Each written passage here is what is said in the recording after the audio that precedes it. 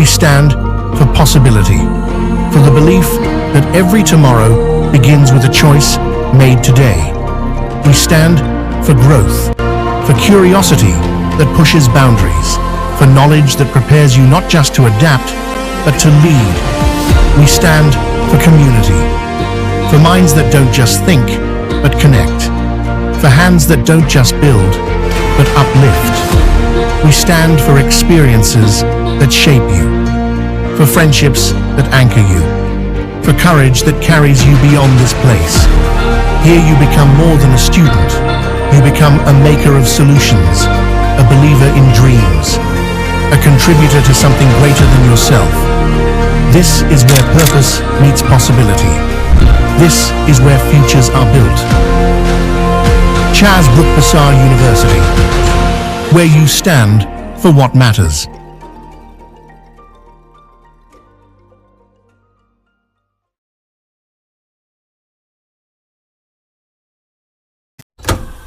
Early in the morning, fire on the stove, love in a pie, that's the life we know. From the fields to the table, every bite it shows. Primarily me, the taste of home. Primarily me, the taste of home. Primarily me, the taste of home. Mama in the kitchen, we never eat alone.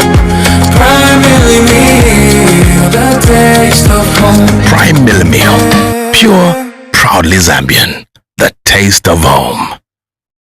Before 2022, millions of Zambian children stayed home, not because they didn't want to learn, but because school was unaffordable for many families.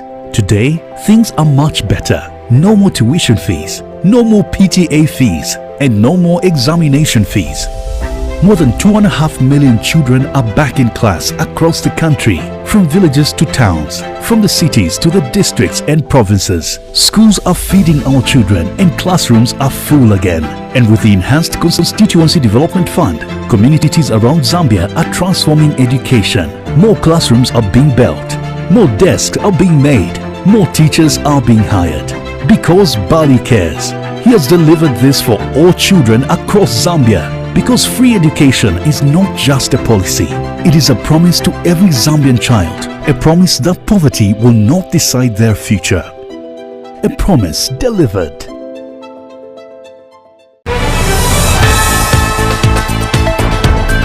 Why keep your business in the dark? Shine a spotlight on your brand with Prime TV 2. Has been assaulted by the ant. Zambia's first ever 24-hour news channel and a trusted platform that helps business grow. Botswana, of course, behind me is the Kazungola Bridge. And we broadcast on Topstar, channel 110, DTH platform, and reach an expanding digital audience through our Facebook page, PTV2 Zambia. Projects that have been dotted across the country. Advertise with us today. Contact our marketing team on 0978 71 9477. Prime TV2, the home of breaking news. If it's not on Prime TV2, verify it. Our dedicated reporters across the country bring you accurate, well-researched news, keeping you informed 24/7. Catch us on Topstar channel 110 and follow us on Facebook at Prime TV2 Zambia. Prime TV2, the home of breaking news.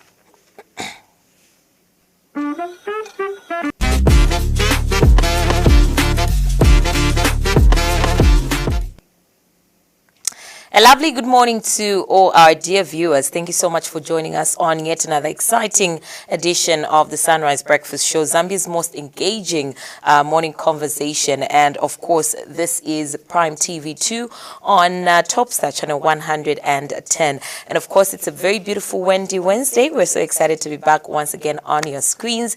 This is indeed a very special edition because it is a ladies' day out. But surprisingly, I am seated with two gentlemen on set today. Of course, my name is Rhoda Mlinga. Thank you so much for joining us. I do have, Dominic and Mr. Kizito. Good morning. It's good to have you with me on the breakfast show today. It's good to have you on the show today.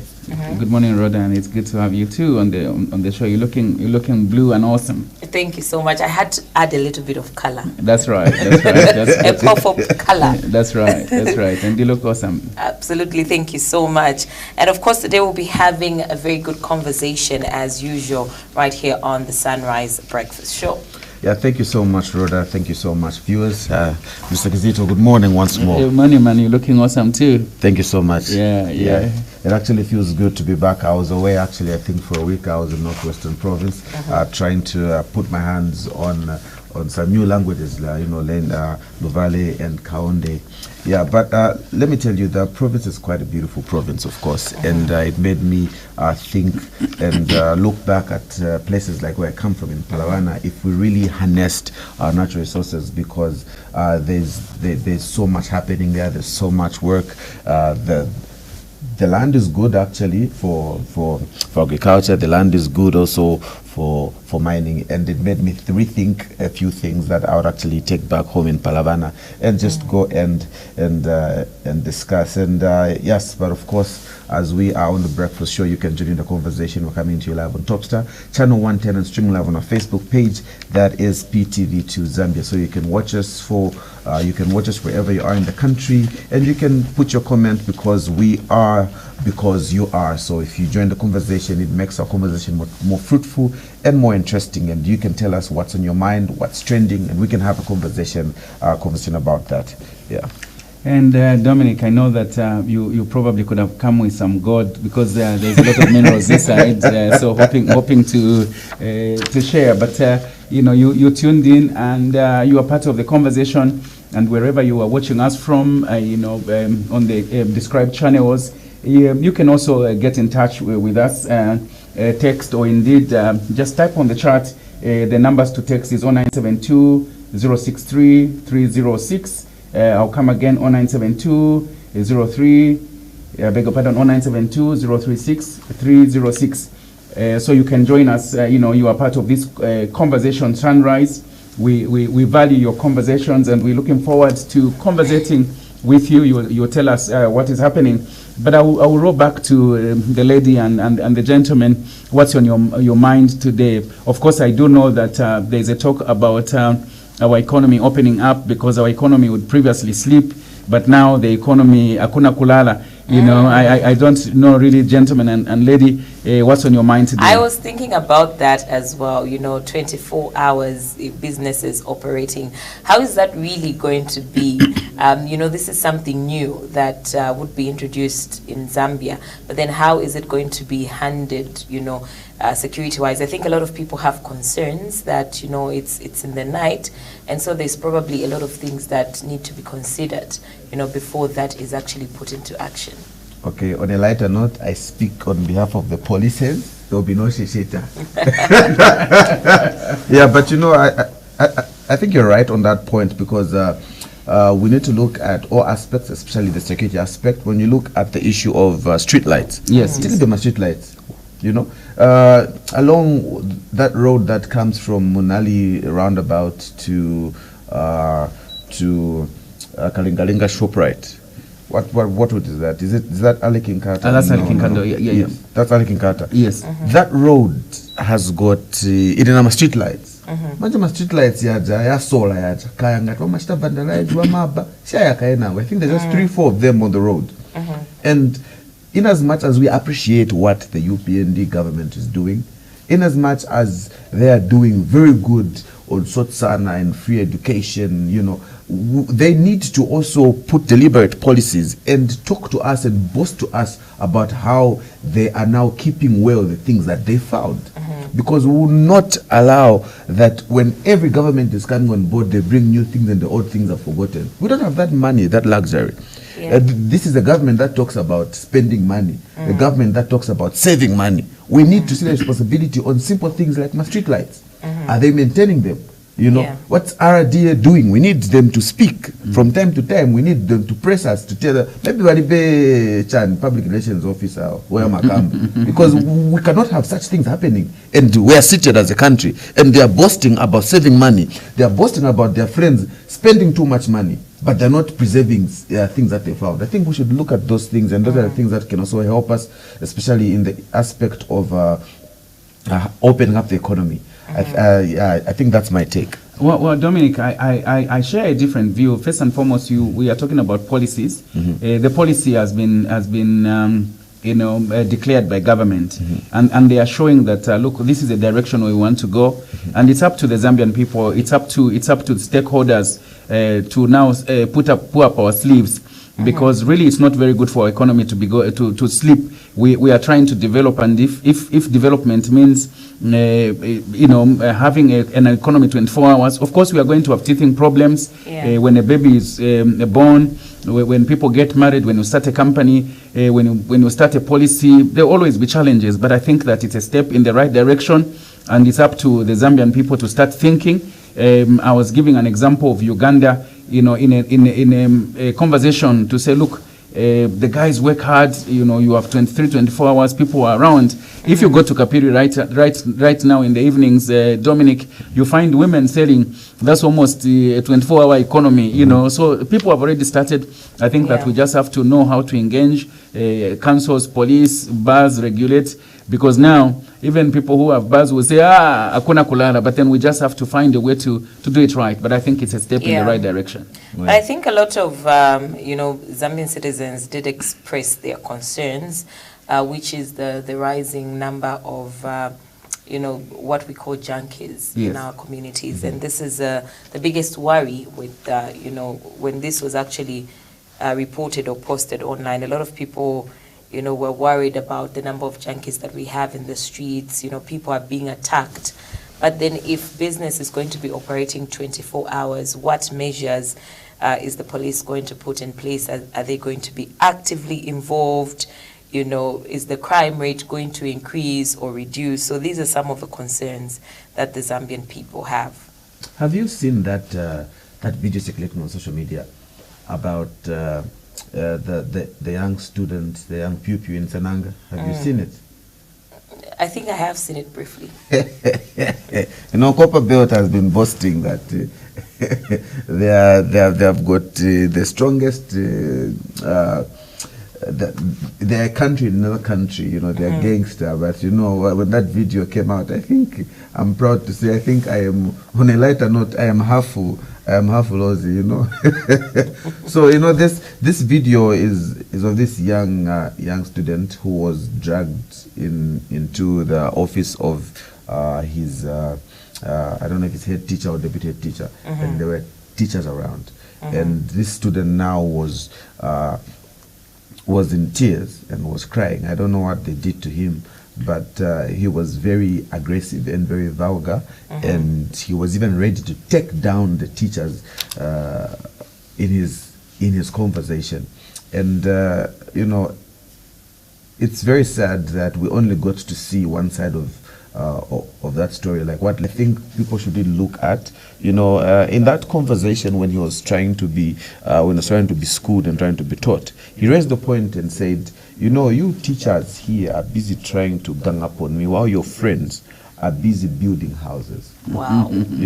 And this comes to me, in as much as we'll look at it negatively, I think we should look at the positive side of it. If a young boy from school knows that this profession has got challenges, and of course we all know that our men and most of our civil servants suffer a lot, are going through financial stress, are going through, they're not productive, you know what I mean? They're going for work, but when you see their pay slips, and we've had issues of people killing themselves, suicide because of Umkongole, and them not being productive. And I think we should try to see how best we can help as a country. Do we need an overhaul of financial literacy to our men and women in uniform? Do we need to just deliberately add financial intelligence in our school curriculum? Because, you know, we should look at how these things are unfolding. You know, in as much as what happened, I think I picked a few things, and that point really hit hard. Because it is true, when you look at certain teachers, what they are doing, certain our officers, men and women in uniform, they are going through the sickness of financial debt. They're not getting paid anything. Yeah. Maybe before Mr. Kizito comes in, let's read some of the comments. Su Yangoma says, why even allow him in the office that long? Let him be taught at his home where disrespect is normal. Constance says, these human rights are just harming the children. My child cannot behave like this. That's the moment I'm called that day that LLC my madness. A pew can't be insulting elders like that. All right, so Sophie says he is a junkie just judging by his language. Job says this boy is just lucky I'm not his teacher, because this behavior would have made serious consequences, and honestly anyone out here defending that kind of nonsense clearly lacks proper judgment. Some of you really need to rethink your thinking. I won't allow a child abusing me. Okay, so Elri says some human rights, they just bring more harm than good to our lives.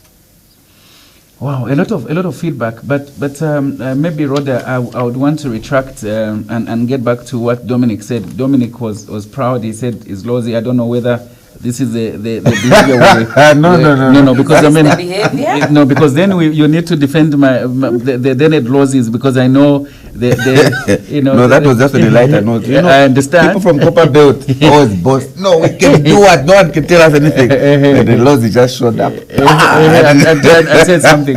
Well, on a lighter note, but of course, respect is important, and human rights are rights. They allow all of us to, you know, to treat each other right. Of course, pupils and teachers both must know how to conversate at such a level that we do not bring injury to the child and also to the pupils. I think we need to strike a balance. That's why we're talking about rights. A child has got rights, parents have rights, teachers have rights, but when something is wrong, it's wrong, and definitely there must be a way to address grievances, if there are any. Absolutely.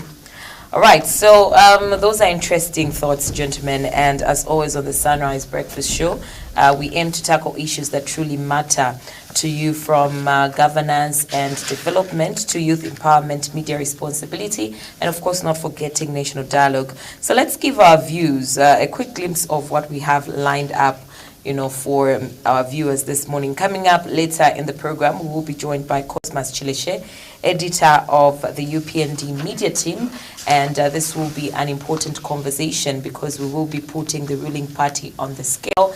Of course, asking some tough questions, but necessary questions about governance, policy delivery, and the expectations of Zambians as the country moves closer to the general elections. Yes, and of course, going forward and staying with national conversations, we'll also be joined by Kelly Kaunda, a media and public policy consultant, with Zambia heading towards the general elections. Of course, heated time of the 5 years, you know, of every 5 years. We will be actually discussing the role of the media in promoting peace, responsible dialogue, and democratic stability during a period of elections, because the media has enormous power, not just to inform, but also to shape a national discourse.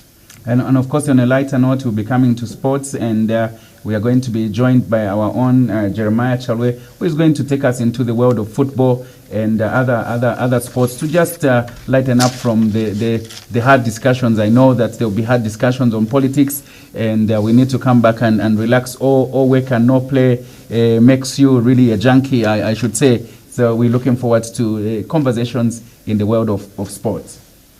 All right, so now let's get to see what we have in our weather today. as of Copper Belt, Muchinga, Eastern, Lusaka, and Central provinces, including the eastern parts of southern and southern parts of northern provinces. The weather will be mainly cloudy, slightly windy and mild with isolated rain and thunderstorm. As for Luapula, northwestern and western provinces, including the western parts of southern and northern parts of northern provinces, the weather will be partly cloudy and, of course, slightly windy and mild with a chance of isolated rain and, of course, some occasional thunder. And for Luapula province, northern Muchinga, eastern Lusaka, and of course southern provinces, including the western parts of Central province. Of course, this morning it will be mainly cloudy, windy at times, and mild to warm with a chance of isolated light rain. Minimum temperature will be ranging between 12 degrees Celsius and 21 degrees Celsius. So in the afternoon, we expect the weather to be mainly cloudy, warm with rain and thunderstorm. Maximum temperature will be ranging between 25 degrees Celsius and 31 degrees Celsius. In the evening, mainly cloudy, slightly windy and mild with isolated rain and thunder. And of course, in the western, northern, and Copper Belt province, including the eastern parts of Central province, the morning will be partly cloudy and slightly windy with a chance of isolated rain. Minimum temperature will range between 15 degrees Celsius and, of course, 20 degrees Celsius. So that is what we expect our weather to be like this morning and, of course, this evening as well. And of course, we need to keep our eyes closed on the economy as well, especially business owners, traders, and anyone following the value of the kwacha. It's time to check out our money markets today. 10 ngwe and selling at 22 kwacha 50 ngwe. The Great British Pound, of course, is buying at 25 kwacha 56 ngwe and selling at 26 kwacha 02 ngwe. The rand is buying at 1 kwacha 15 ngwe and selling at 1 kwacha 17 ngwe. Remember, these rates are indicative and vary from bank to bank. Right, so those are your money markets this morning. Now let's turn our attention to the stories shaping the country today. Here are some of the stories making headlines. 7 people have died in Kabombo district in northwestern province after consuming a dangerous mixture reportedly made from methylated spirit, super dip, and cola. Now, sources in Kabombo say the incident began when a local businessman known for brewing traditional beer allegedly attempted to experiment with producing alcohol by mixing methylated spirit with super dip and cola. The mixture was later shared among several individuals, resulting in severe poisoning. Jackson Mwansa has the rest of the story.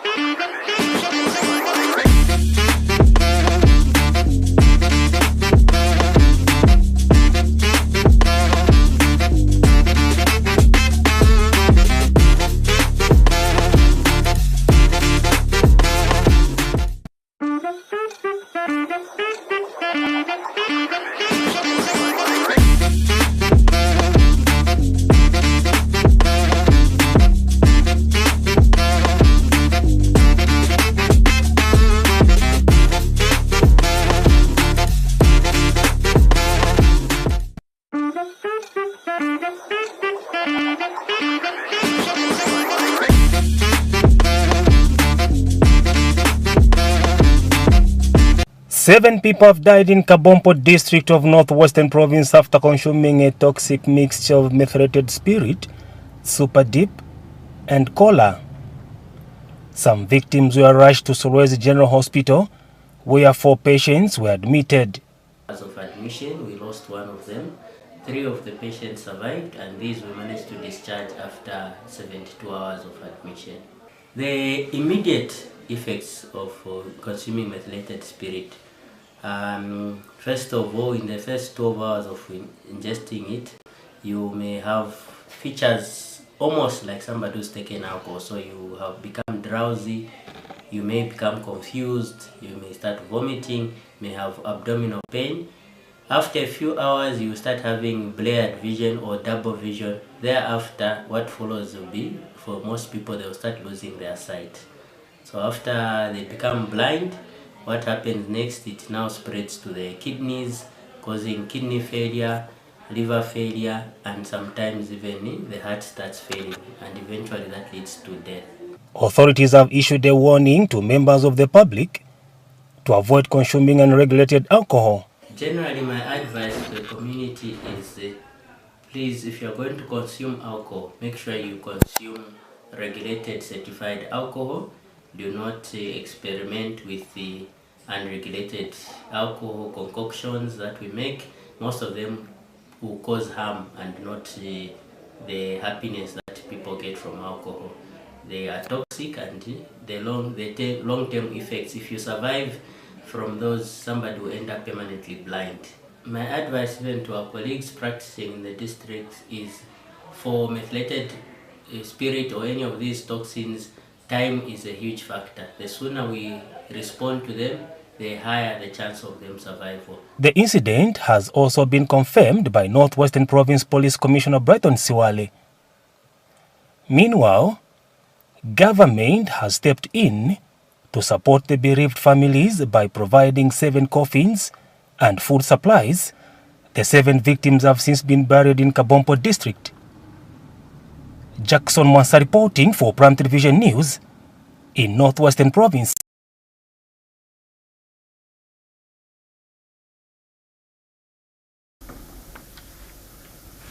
Thank you so much. Yes, of course, you can still follow us on our digital platforms. We're live on Topstar. We're also live on Facebook. That's PTV2 Zambia, and streaming live on our YouTube page, PTV2 Zambia, and also on our also streaming on our website. Now, in Zambia's political discourse today, 2 phrases have recently dominated conversations, especially on social media platforms in political rallies. One of them is, of course, Kwenyu, a Tonga expression frequently used by President Hakainde Hichilema and members of the UPND, the party for the United Party for National Development, essentially meaning ticking a number of lists that the government, of course, has achieved. The other phrase that has gained popularity, particularly among the young people, is a phrase, sort sana, kopala lingo, of course, loosely meaning apply more pressure. It's figurative, so it means different things on how best you can use it, often used in political commentary and activism. The phrase reflects the ongoing political debate in Zambia about performance, expectations, and of course, accountability. The UPND is now 4 years and 7 months into office. And the big question many citizens are asking is this: are the Kwenyus enough for Zambians to renew the mandate in office? And the big question many citizens are asking is, of course, to help us unpack these issues, I am joined in studio by Mr. Cosmas Chileshe, the editor of the UPND media team. Good morning, Mr. Chileshe. How are you today? Comrade Dominic, good morning, and good morning, our viewers. Pleasure to be on this inaugural breakfast show on Prime TV. It is an honor to have you, especially in a heated period like this, where many Zambians want to know, and the opposition is readily listening for, of course, for mistakes, and of course to give feedback, and of course to correct, and to just be as what the opposition must be. Of course, not so much heated, because we have a sweatless victory. Okay. ahead of us because of the many achievements that this administration has recorded, which has been said in the Kwe News from a media point of view as a Media Team at Secretariat under the leadership of my director, Mr. Max Mue. I think we've been consistent to document our success story that we have recorded, which now has been climaxed with the Salt Sana. But it's figurative, like you had put it. Okay, so let's begin on the board of reflection. That's right. The United Party for National Development, of course, has now been in office for nearly 5 years. Okay, from your perspective and from the media perspective, how would you honestly describe the journey of the government so far? From a media perspective, I would say that the frustration you find in the newsroom is when the story is not being told of what is happening. And that was my point of departure of opposition politics. You have an opposition that cannot give credit where it is due.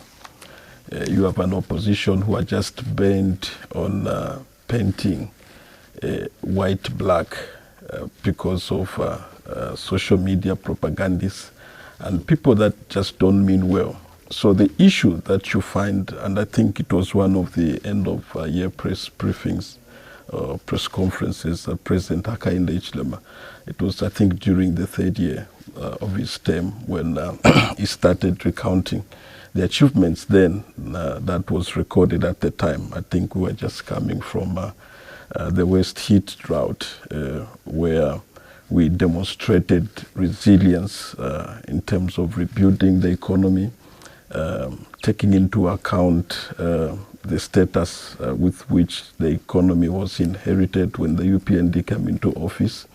So you find that the story now is totally different. We have moved to a level where the kwacha is one of the best performing currencies in the world. We have moved to a level where neighboring countries are looking to Zambia in terms of leadership. They are copying after what we are doing because they have heard of the success story that President Hakainde Hichilema has recorded. And those who are candid enough have copied the CDF format because it's not just a homegrown solution that we have found in terms of reducing poverty and improving our economy. It has also become a SADC issue that now it is put to every country in the SADC region to learn from what Zambia is doing in terms of development, making the whole country into a construction site. So we are committed to ensure that the success story is told, but far and above, the UPND has performed beyond expectation of what was promised. From a policy point, we have achieved 90% of what is contained in the party manifesto. You left opposition politics because of stories that were not told.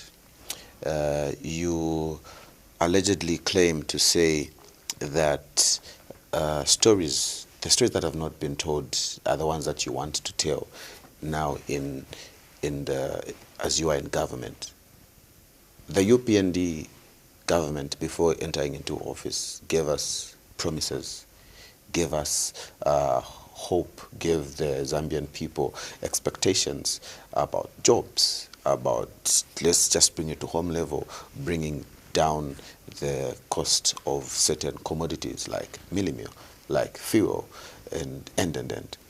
You claim that you are here to say the stories that are not told, but we are seemingly living in the same fate because the price of millimil has not come down. I don't know what story, because the story of why the millimil has not come down has not yet been told.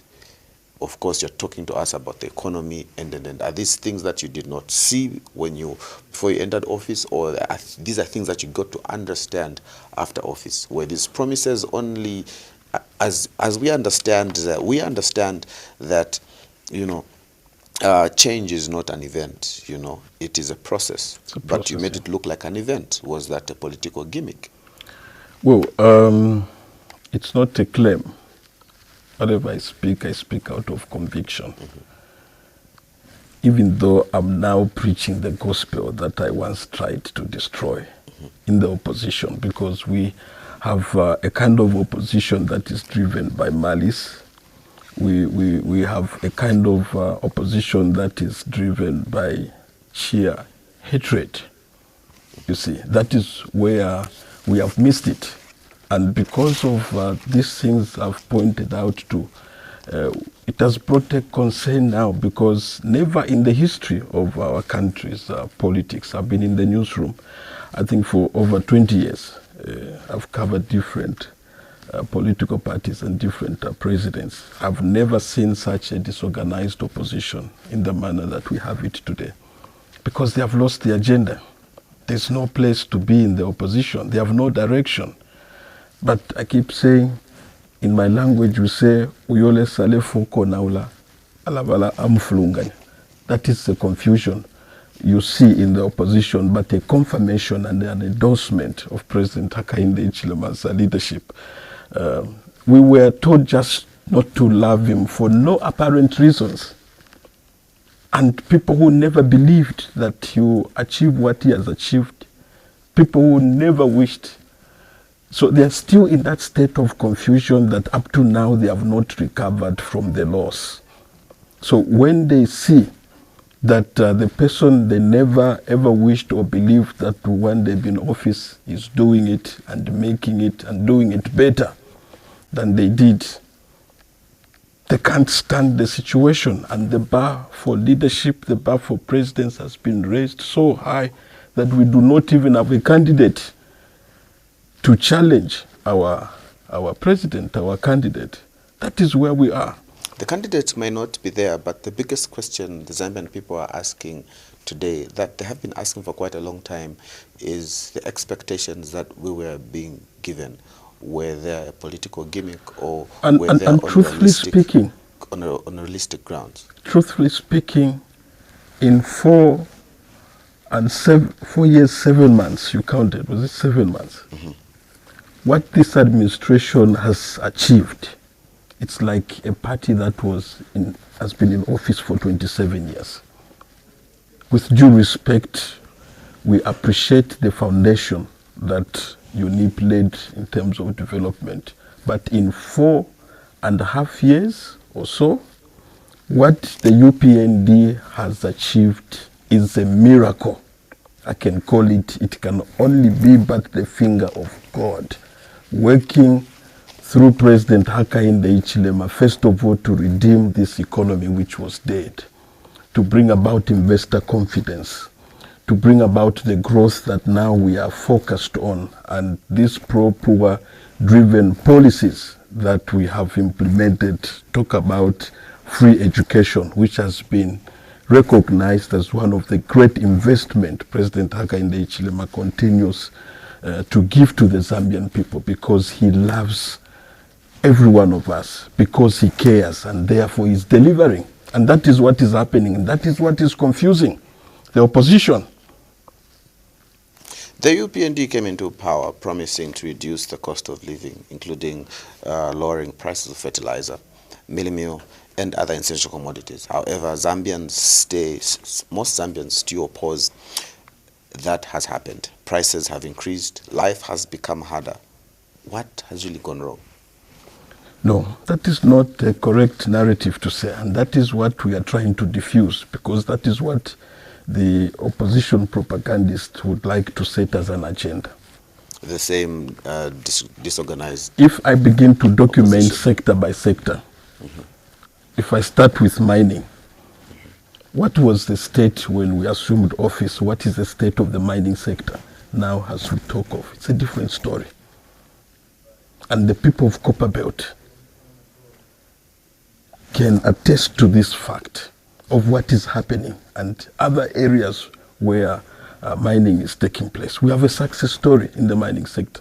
If you talk of agriculture, I was in the Copperbelt just a week ago, and not so long ago there was an issue actually, Kwamene Kuma mine, where we saw the head of state actually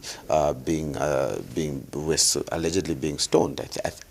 I think we saw that. What is your comment based on what happened there, or what's based on what you're trying to say? That's an isolated incident. Okay. That's an isolated incident that affected Zambians. That cannot undo the overall achievements we have recorded in the mining sector. Okay. If I talk about our set production targets, if I talk about the level of investment, over 12 billion United States dollars coming into a sector like that, the empowerment going to the contractors, and going further to even enact a law, the SI local content, to empower Zambians to have an equal share in the activities which are happening. Talk about the artisanal mining licenses, about 75% over 1,500 licenses. It's unprecedented. It was never there at 2021. We have brought about the so-called Jerabos, now are respected in this administration. Previously they would be arrested. What is the government's position now is to empower them by giving them licenses through cooperatives. So there's a lot happening. There are a few cases relating to Senseli mine, which now has been resolved. There's been compensation of people who felt were removed from those sites. But government position is to ensure that we promote safe mining. For instance, is to ensure that there's law and order, because we are learning from other countries how that if there's no proper legislation to legalize or formalize that kind of mining activity, you have a situation of going to war, for instance. Part of instability we hear in the region is because of such activities where mining activities are not properly regulated. So government has been very firm. Government has shown to have a heart to empower these young people, these Jerabos, who we saw at some point coming to apologize for such an unruly conduct. But you see, youths have a way to express their grievances in certain ways, and where mobs are concerned, you have no control. The situation which could have easily been avoided generates into something else. But suffice to say that that isolated incident cannot undo the achievements that we have recorded in the mining sector. Talk about agriculture. Despite having the worst drought in living memory, we still came out strong with a bumper harvest. Not every country in the region had a bumper harvest, despite also them being faced with the same situation. But what is the difference? It's the leadership, looking at the short-term and long-term measures which were implemented. And so in agriculture, again, we are posting of another success story. We also had members that actually sold their maize to FRA who had suffered to get their money. The incidents of people sleeping actually in towns where they're supposed to get money, kwenda kuma banki kupeza tindrama kuliba. Those are logistical issues. The target with which the estimate was made in the first place, in line with the budget, it had to exceed because of a bumper harvest. So instead of allowing the crop to go to the west, government had to procure almost about 1.6 million metric tons from the originally 500,000 which was budgeted for. So it led to some delays in payments, but eventually, I was in Kasam, you find that we are having even some low turnouts in certain areas because people were lining up at the banks to receive their money. So farmers have been paid. That's the motivation that this government has brought up. So no matter the bumper harvest, we ensure that all the maize is collected. Where we have surplus, we export, and we are doing well in agriculture. That now we are also a net exporter of farming inputs such as fertilizer. So there's a great success story also in the agriculture to talk about in that sense. Talk of energy. The issue of load shedding has been attended to. Yes, it affected us, but we are at a point. Interestingly, it's well explained. It was foresaid that it would be stable at this particular point, but it is stable at a particular point, and it was said it would be stable at a particular point when politicians actually make it stable, make problems stable. A time when we're going for the general elections. Should we believe that narrative, or should we look at what was said before? Development is not tied to election, and we will not stop implementing on our developmental agenda because there is an election. We are a government that is consistent, but we want to take this time, as the president has already said to Zambians, to thank them for the sacrifice, to thank them for the patience, that because this achievement we are talking about now, it has not been done by this administration alone. It has been done together with the Zambians that to sacrifice during this period. So 4 years, 7 months, it's a great success story that we can talk about, and we are proud that we are going into an election with evidence of things to show. And Zambians that have been impacted by our policies, as I was talking about, implementation of free education policy, which has been now supplemented with a school feeding program. The president has been monitoring.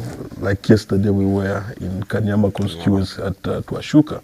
You know, you can see that the president has a heart to develop this sort of leadership for our country, and he recognizes the young people, he recognizes the children, and that is where the greater investment with the foundation of free education. And we need to look at this policy in a holistic manner, because when we talk about free education, it should not just be narrowed to a few children that we see in classroom. If we look at the whole package as it was unpacked yesterday, you can see that this is a great policy move that we have recorded, because free education policy has come with increased CDF allocation, which has seen to ensure that all the children are sitting on desks which have been locally manufactured, the construction of 1x3 classroom blocks, the maternity wings. It's all adding to supplement the provision of free education with the school feeding program, which has helped to retain enrollment in schools. And somebody cannot underplay that there's no quality. Look at the pass rate, the highest ever recorded at grade 12, you know. Yeah, up to tertiary, where we have reintroduced meal allowances for students, the resumption of construction of hostels, and all the empowerments going on. So President Hakainde Hichilema has once again laid the foundation of development for this country. Let's move to governance and accountability. Fighting corruption was one of the toughest, was one of the strongest measures, messages in the UPND. However, we have seen cases where senior government officials have been accused of corruption and have appeared before the courts. Does this suggest that corruption still exists within the government structures? Everything rises and falls on leadership. And what we see, look at the caliber of the ministers we have, permanent secretaries. They're all getting inspiration from our leader, President Hakainde Hichilema. And first of all, let me emphasize that this administration is committed to fight both past, present, and future acts of corruption.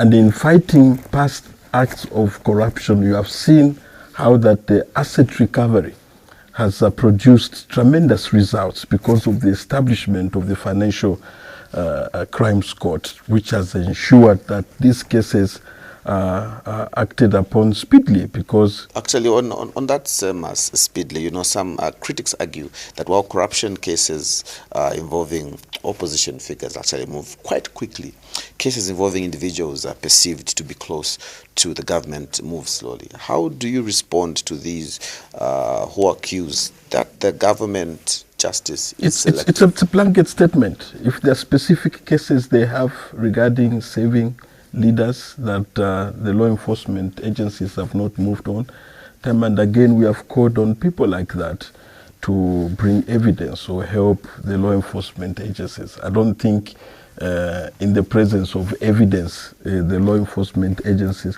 and that is why even our chief government spokesperson, Honorable Cornelius Mwita, was wondering why the police or law enforcement agencies, for instance, have not moved in to investigate Honorable Brian Mundubile, for instance, even when Chimba Kambwili told the nation publicly that he has evidence and even offered to testify.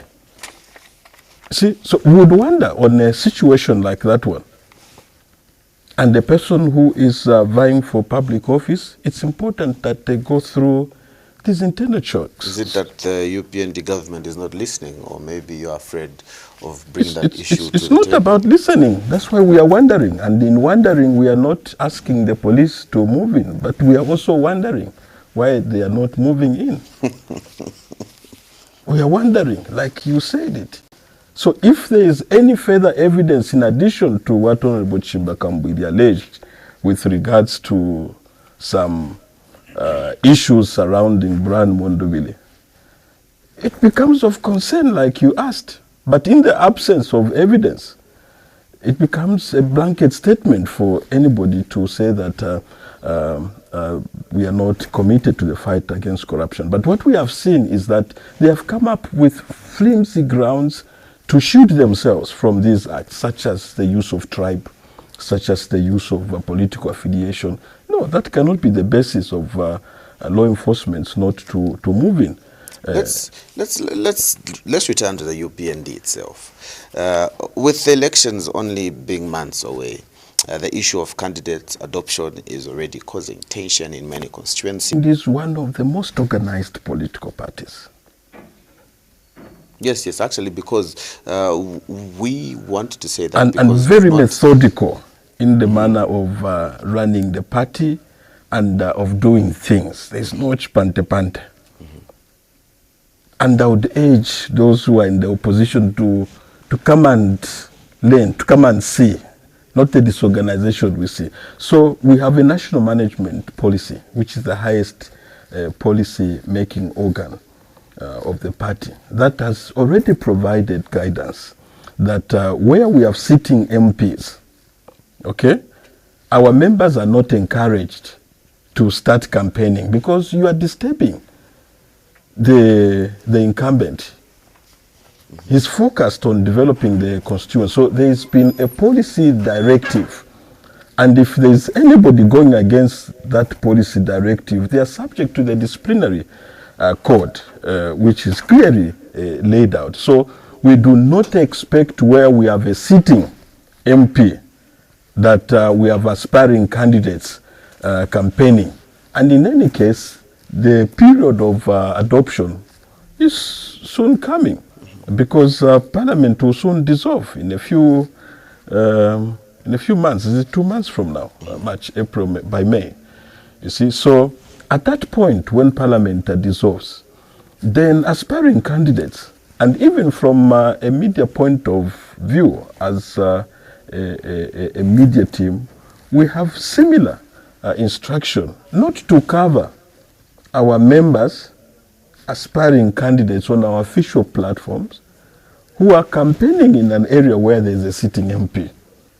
But it's okay for those who are, for example, we saw people who are aspiring for material constituency helping. Because we have Honorable Sampa with PF there, we don't have a sitting. Also, so that's okay. So for constituencies like Matero, Chawama, where we do not have a sitting MP, aspiring candidates are free to make statements and position themselves.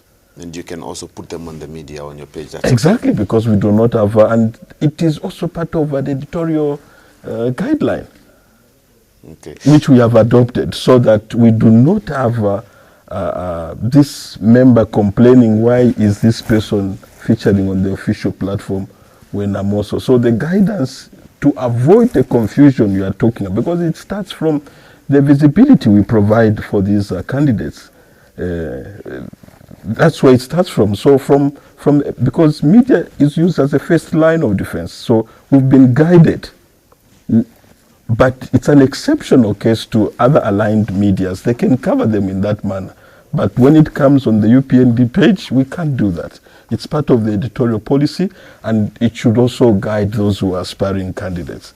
Time will come when we give them visibility so that they can win that period of adoption. And once adoption is done, there's every room for anybody to participate. Some aspiring candidates who may not be adopted have been discouraged from contesting as independents. Critics argue that this limits democratic choice. How do you respond to those concerns? You see, it's an issue. You cannot be using the party structures to campaign. Then when you fail out of the adoption process, you choose to go an independent. They have been warned. Because where is loyalty there?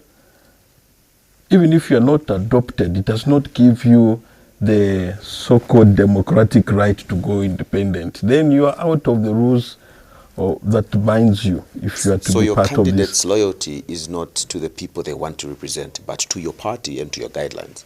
There has to be what you're saying? There has to be rules to govern the party, even in a home. Okay? You can't allow a son to behave in a manner because he feels he has also a right. If it means you are not supposed to come after 20 hours, should he push his rights because he belongs to the house? So there are rules that should be followed. You cannot use party structures and then at the end you become rebellious. That is rebellion. You have not chosen this particular person. How is it rebellion? The reason why this particular human being or this candidate stood is to represent the people. A political party is just a vehicle to help me go to where I want to get to.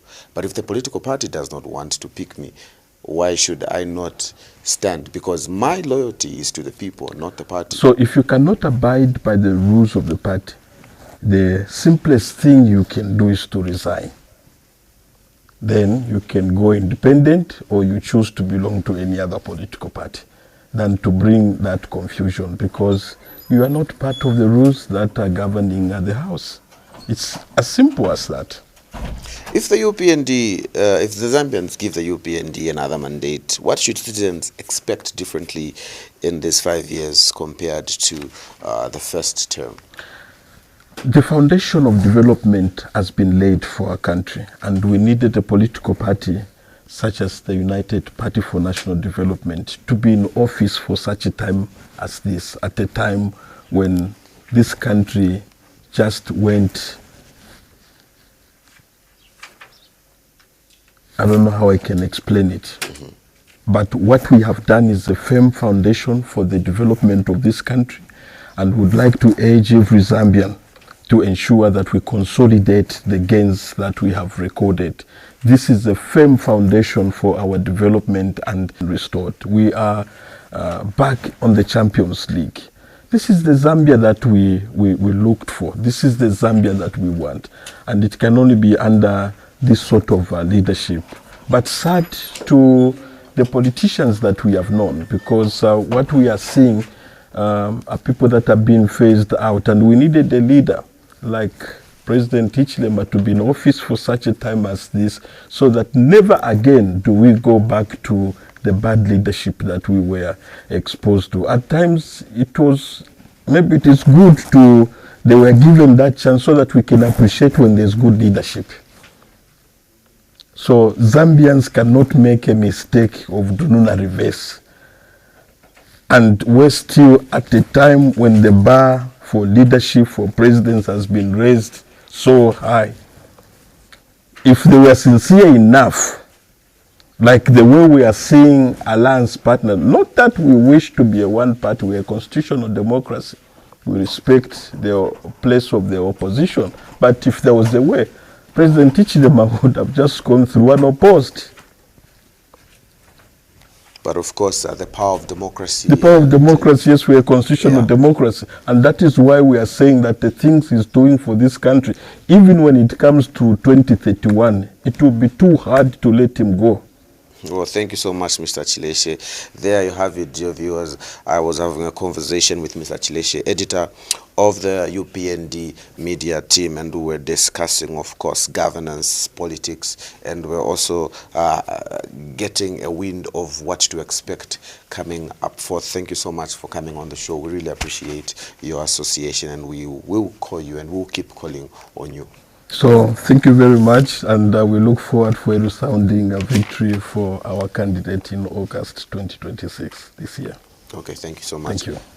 Darkness for 3 weeks following the vandalism of electricity installations belonging to ZESCO Limited. The prolonged power outrage has severely affected small-scale businesses in the area, including hairdressers, barber shops, butcheries, and bar owners who rely on electricity for their daily operations. Some residents have expressed frustration over what they describe as a lack of communication from ZESCO officials regarding the cause of the outrage and expected time for power restoration.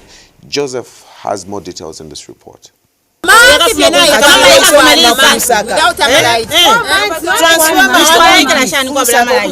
They gathered in haste, full of emotions and anger, to voice out the issue of power outage. These are Kabwe's David Ramushu residents who stated that this power challenge has persisted for 3 weeks now.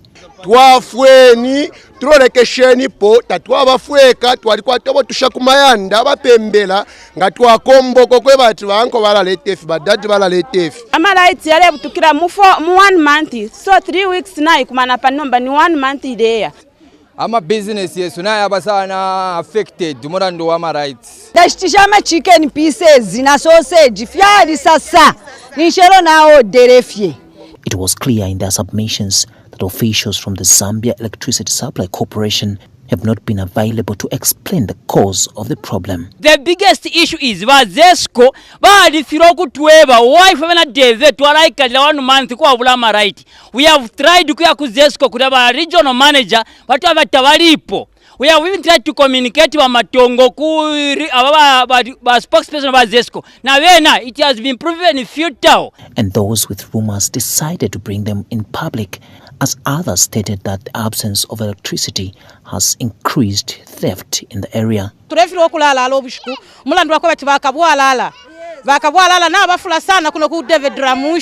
rumor which is security that ZESCO badi opposition. That's why they want to campaign the president. Meanwhile, Kabwe District Commissioner Lennox Shimwambwa has engaged ZESCO on this matter. I think that particular one I was not aware, but nevertheless, we have had rampant vandalism across the district. The reason why we now have even an anti-vandalism task force. Stores at ZESCO has been overwhelmed, getting out materials, cables, transformers, and all other items that are vandalized. It's unfortunate that our colleagues in the mine, J section and David Ramusho in general have had no power for weeks, which is very, very regrettable. However, ZESCO has just made arrangements today. As I speak, there's a transformer that is just being moved on site to just restore power in the area today. It is hoped that the matter will be rectified as soon as possible. Joseph Siambihi reporting, Prime TV News in Kabwe.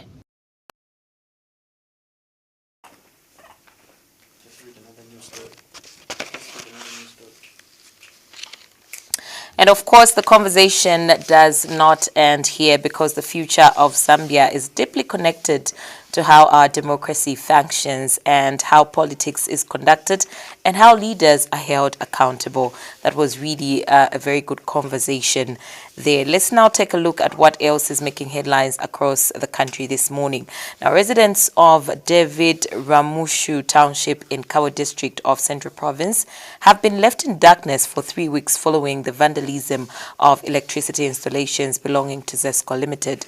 The prolonged power outage has severely affected small-scale business in the area, including hairdressers, barbers, butchers, and of course bar owners who rely on electricity for their daily operations. And some residents have expressed frustrations over what they describe as a lack of communication from ZESCO officials regarding the cause of the outage and the expected time for the power restoration. Joseph Siambihi has the details.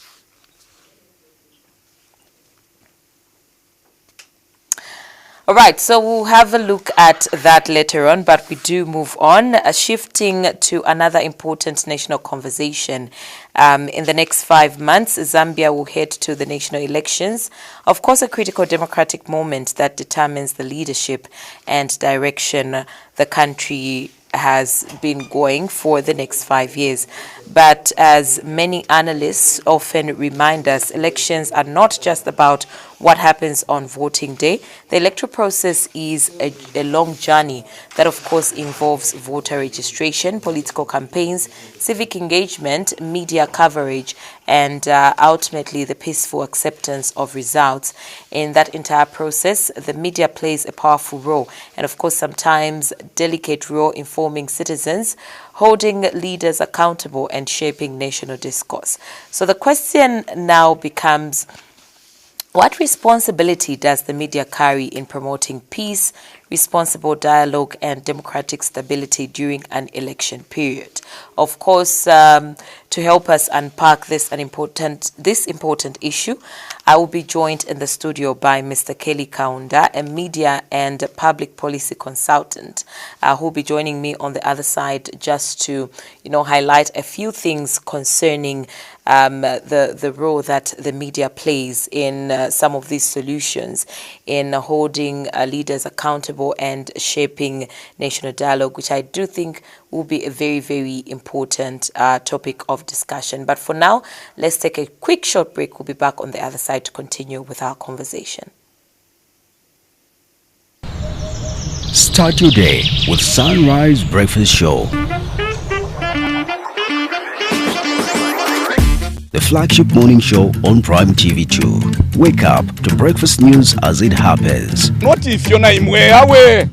In-depth discussions on the day's top stories. Live reporter checkings from across the country.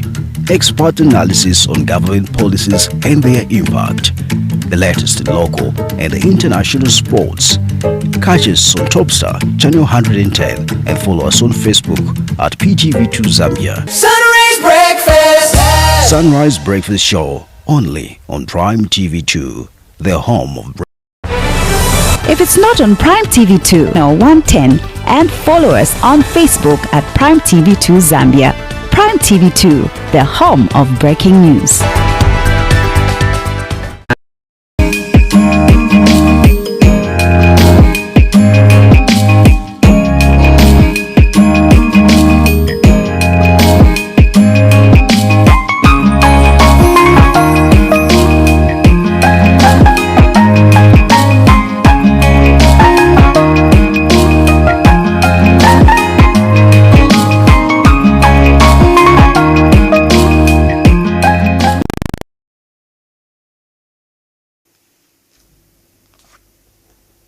All right, so the question we're asking ourselves this morning is, what responsibility does the media carry in promoting peace, responsible dialogue, and democratic stability during an election period? Of course, to help us unpack this important issue, I'm now joined by Mr. Kelly Kaunda, a media and public policy consultant. Good morning, Mr. Kaunda. It's an honor to have you on our Sunrise Breakfast Show.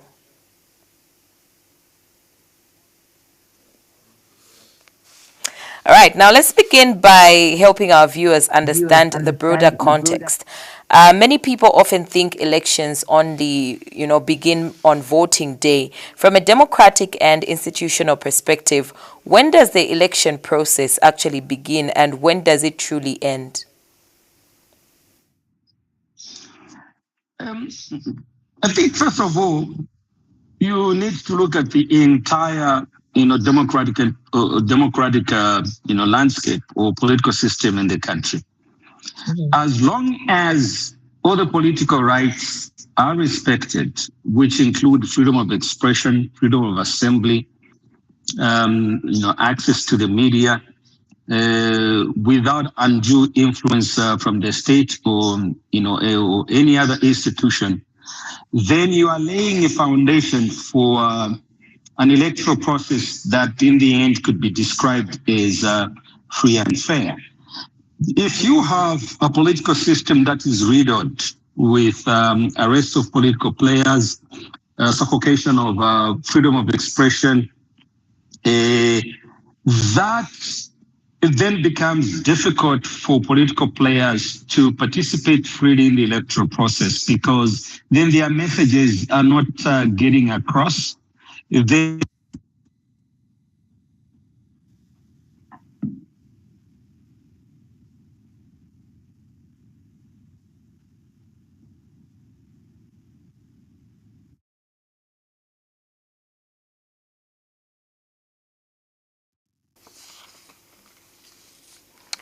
political rights. Hello, Mr. Kaunda, are you still there? Yes, I am, but you look muted from where I am. Yeah. Hear you loud and clear. Hear you loud and clear. Okay, I can also hear you. Please continue. Okay, please continue. I was saying that the electoral process begins at the point of the respect of the various political players in terms of their political rights, and these political rights include freedom of expression and freedom of assembly. When you have a political environment in which these fundamental rights are not protected, then it means that the electoral process cannot be described as free and fair. And the electoral process at that point then will be devoid of the ingredients that are important for for effective participation in the electoral process. Mm-hmm. Now, looking at electoral Zambia's journey so far, from voter registration to campaigns and now preparations for polling, how would you assess the stage we are currently in? Could you just repeat the question?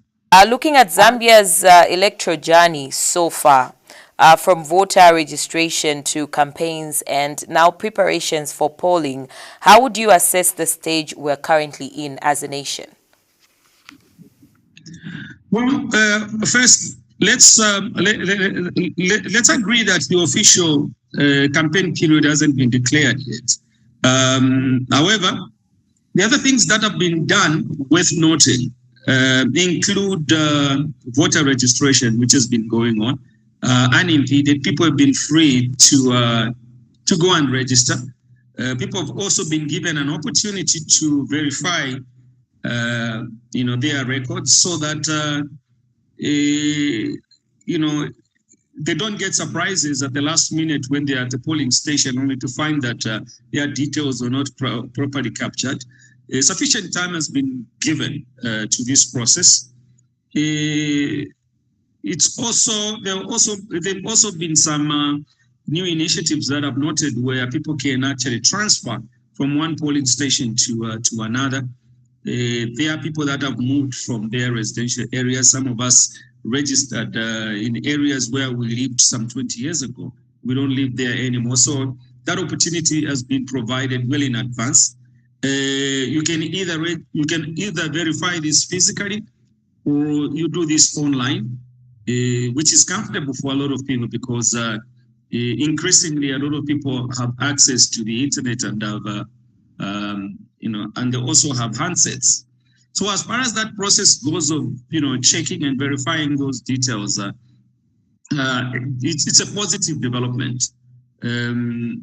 I've also noticed that the delimitation exercise has also involved members of the public, where the ECZ has been going to communities, different provincial centers to deal with these matters, just so that everyone has been given an opportunity to take part in the electoral process. So that process is positive and well underway.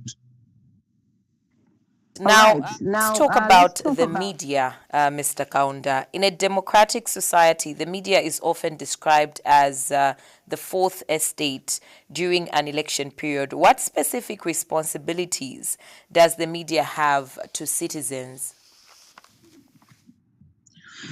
Well, you see, the media is a platform, that facilitates interaction of various players in the electoral process.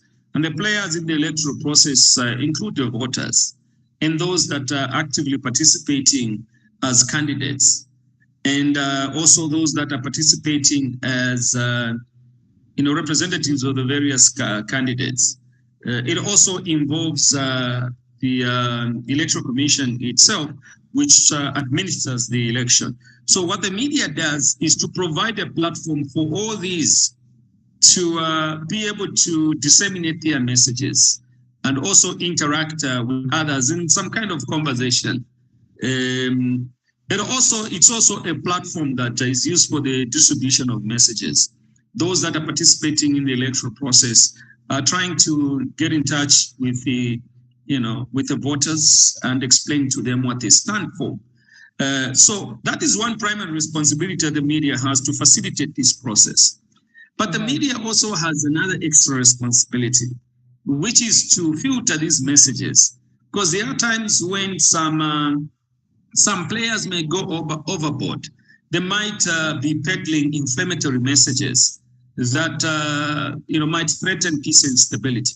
So the media has a responsibility to filter these messages. Sometimes it may be during live broadcasts, where the media has the responsibility of cautioning the participants to communicate responsibly, whether it is the guests or it is those that are phoning into the program. So those are the major responsibilities that the media has, to filter messages, but also provide a platform where all these players can interact and exchange ideas. Very much for that. Now, how can journalists balance the need to report political contestation, which can sometimes be, heated, while still promoting peace and national cohesion? First, when the media doesn't give sufficient space in a fair manner to all the players, that potentially can bring in conflict, because then the media will be accused of siding with with one party at the expense of the other.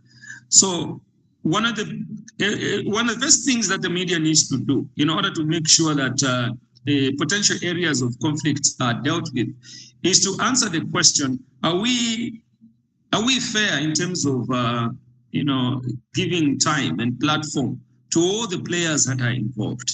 The second point is that elections, by their very nature, can be fractious. So a certain degree of controversy is healthy, but the media must be mature enough to be able to tell when things are going overboard. So a period like this is the time when media houses need to deploy some of the most mature journalists that they have in their media houses to be able to moderate these programs, to be able to cover these elections, especially things get heated, and they can tell when there is an indication that things are going south. Then they can intervene in a manner that the situation is brought under control. Now, we have seen in many countries that irresponsible reporting can inflame tensions during elections. What ethical standards should media houses strictly observe during this sensitive period? Well, some of the things media must watch out for during this time is allegations. This is the time when participants in the electoral process sometimes can make very inflammatory statements. They can make all kinds of allegations. They can accuse, other players of all kinds of wrongdoing, and that is a potential source, of danger, potential source of, conflicts that can unravel, the peace of the country, even the political process itself, the electoral process itself. So watch out for allegations that are going to be made, accusations that are made. Ensure that before you report them, you put them on air or you publish them, verify the authenticity of this. Recently, I was sharing with some colleagues on my Facebook page that in 1991, there were some allegations that were made against Kenneth Kaunda, which he complained about when he was no longer in office, where the late Michael Sata accused Mama Bet Kaunda of having poured hot porridge on a woman that was alleged to be, to be having a relationship with Dr. Kaunda. And he even went on to give the bed number and ward number, in the hospital. And Dr. Kaunda at the press conference later complained that you as the media went ahead to publish these things, even when the man had given you the ward and bed number. You didn't go to verify this, but instead went ahead and published this story. It was hurtful because it wasn't correct. So allegations during these elections are made very often, and the media must watch out for this. Made live on a program, radio or television, the moderator must be able to stop the person making those allegations and challenge them to prove the authenticity of those allegations, so that then you absorb the station of responsibility and also ensure that you protect the integrity of the platform. Now, another growing concern is misinformation and disinformation, especially in the age of social media. You would agree with me on that false information spreads quickly online and can influence voter perceptions. How should both traditional media and digital platforms deal with misinformation during elections? I think traditional media in particular, which has a much weightier responsibility, must, as a matter of editorial policy during this election period, monitor social media regularly. If possible, allocate some of the human resource to be monitoring social media, so that whenever a piece of information that you think may not be true arises, that it is fact-checked as quickly as possible. Remember that the people that are communicating in social media are not journalists. So they are not subject to ethical standards that traditional media is subjected to. But you have a responsibility to sanitize the information space and protect the integrity of media communication.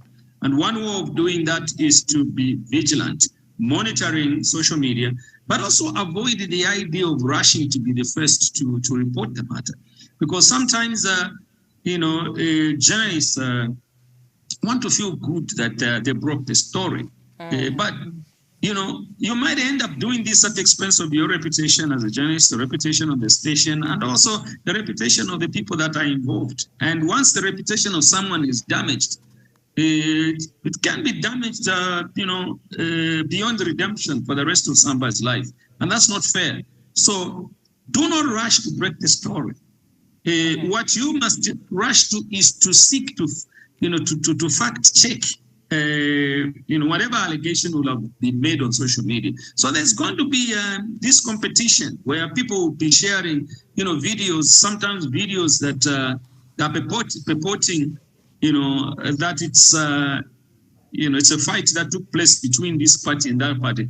And yet, when you geolocate that particular video, only to find that this thing was happening in Congo-Kinshasa and not in Zambia. Yeah. So the media must invest in geolocation technology so that you are able to tell whether this video, where this video comes from exactly before you are able to assign your reputation to that sort of a report. But do you think media institutions in Zambia are sufficiently prepared to handle the growing challenge of digital misinformation and propaganda? I don't know.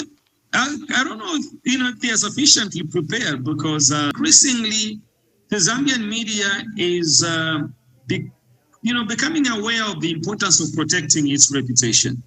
So it's rare these days that you find the media apologizing because they misinformed their audiences, which gives me this hope that I think the media is preparing itself, or at least it's come to acquire tools of verifying some of these things. I think it is important that if the media doesn't have, say, the technical tools to be able to, for instance, geolocate images, that you invest in those tools. They are almost free. You can learn about them, online. Okay. Especially during this election period, I think investing in those, digital tools must be regarded as part and parcel of the, electoral process. Now let's talk about fairness and credibility. One criticism often raised during elections is that some media houses appear biased towards certain political parties. How can media organizations maintain editorial independence and credibility during election coverage? The one simple thing that any journalist has learned from school is the importance of giving fair coverage. By giving fair coverage, what the media does is to simply ask themselves the question: who are participating in this election? You look at what are the political parties that are participating, who are the candidates. You might even segment them into what you think are main contenders, because you may not be able to feature everyone.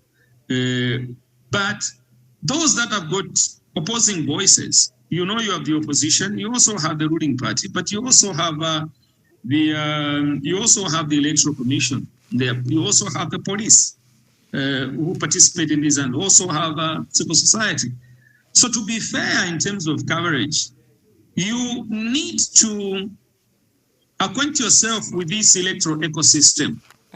And then, as a matter of editorial policy, say to yourself, okay, I think we are going to feature this one, we'll be able to feature this, we'll be able to feature this. And then from time to time, you need to be asking yourself the question: have we been fair? Have we, are we balanced? But also listen to what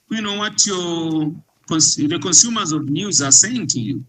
They may be indicating to you that maybe you are leaning towards this one so much. So be careful. And sometimes the IBA might come in to correct you. Pay attention to that. There are all these self-correcting mechanisms that are available that you need to take into account.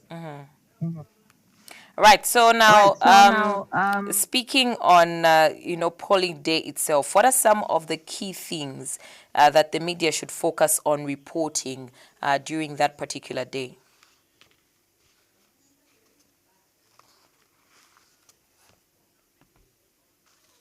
Even sharing a concept with some friends called comprehensive election coverage or coverage.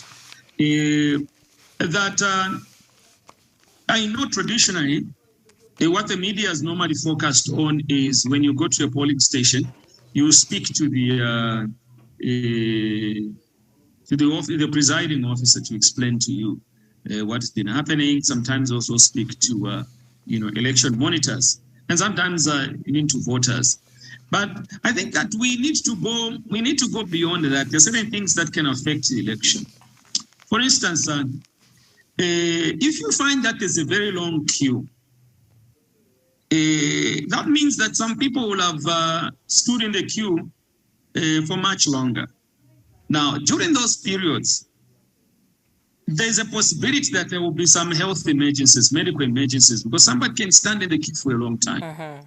So the question then is that polling station equipped if there's a medical emergency? What about toilets? Are there toilets, bathrooms that people can use to relieve themselves because they are there for a long time? What about sanitation? Are there, for instance, waste paper baskets or some bins where people can throw, food stuff because people are eating, and drinking. But then the other things like the police officers that you normally find there are not allowed, by the police command to give statements. But I think what should happen in this election is that those police officers must be allowed to say certain things that are directly connected to their work.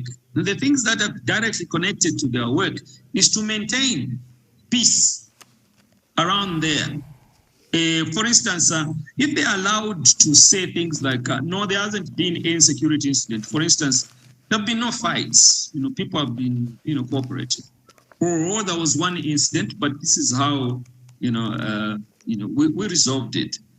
So that when these things are reported in real time, it gives the administrators of the elections an opportunity to resolve them, right there and then.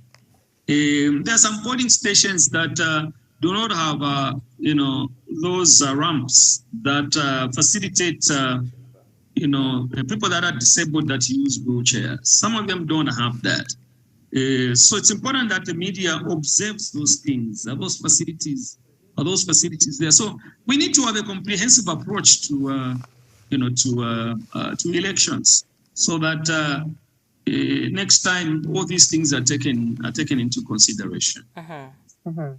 Now, in your view, what should Zambians expect from the media between now and, of course, the announcement of election results? Well, I think what the media will expect is that people want to know who the candidates are. They want you to have dedicated programs that specifically look at elections. They want to know who the candidates are. Ask them about the messages. What are their messages? What are they saying? With the ruling party, we know what it has done so far. Why does it want a second term? You want to ask them those kinds of questions. Those that are in the opposition that want to vie for power, you want to ask them, the people want to know, why are they seeking for office? Ask them, questions. What's wrong with, the current ruling party? What has it done wrong? What are you going to do, differently? People want to know those messages. People also want to know some of these major developments that have happened. For instance, the recent changes to the constitution, where you have now mixed member proportional representation. They want you to report about, how does it work in practice? So now we have, we are going to, so which constituencies we have more young people, who's young, how many boys, how many girls, what about the disabled, what about, women? So they want to see how those changes to the constitution are playing out, in real time. And also, when election results are being announced, the public expects that the media is going to be the source of these announcements. So they want to be tuning in. You want to tell people in advance, say as Prime TV, you want to tell people in advance that, listen, the Electoral Commission of Zambia says so, they're going to have a press, be able to listen to this. So these are the things that the people expect of the media up to the time when the announcement is going to be made. All right. Now, perhaps the most important question, what message would you like to give to journalists and media houses covering the upcoming elections?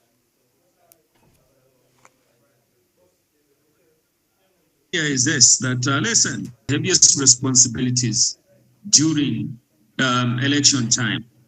Anything and everything people know about elections is relayed through you as the media. So this is just how awesome this responsibility is. They want you to explain to them how, where they will be going to vote, if they live in what particular area. They want to know how the voting is done, how does the ballot paper looks like. They also want you to show them who these candidates are, so that by the time they are going to vote, they will have seen them, on television. They will have seen them, on social media. Because even if you're a radio station, most of the media today also have social media pages. So members of the media need to understand that theirs is an awesome responsibility. So they need to acquaint themselves with each and every detail around the election process. Let them become authorities on what our electoral process is, so that even if they're outside their media houses, traditional broadcasting spaces where they're meeting people informally, and people identify you as a journalist and they ask questions about the electoral process, be authoritative enough to respond to these questions. If you are not sure, please do not mislead them. Tell them I'm not certain about that, so that then they can find information from elsewhere. So please understand this. The weight on your shoulders is much heavier than anybody else during this period. So please carry yourself seriously. And the media houses must dedicate resources, material, finances, and human resource to the coverage of these stories. It's also important that the media identifies a whole range of experts that can help them with analyzing electoral processes and what is happening in the elections, so that you can deepen the understanding of the electoral process. So please carry yourselves very seriously. All right, thank you so much, Mr. Kaunda, and thank you so much for joining us and sharing your insights on. So much for having me. All right. Now, indeed, that was an amazing conversation with Mr. Kaunda. Kizito? Yes, Rhoda, an expert telling us, media houses to tone down during elections, and that media houses have a critical role to play in just creating a platform, for people to communicate information, but also to be very professional. Noting also the advent of social media, we may have inflammable information, and people are urged to be cautious. And I think that a country can go to flames by miscommunication or wrong information, rather. So I think that we are warned and educated and just put in place and in perspective. Of course, media houses have interests, and we expect that to come out. But I think we must be professional. I think that's the name of the game.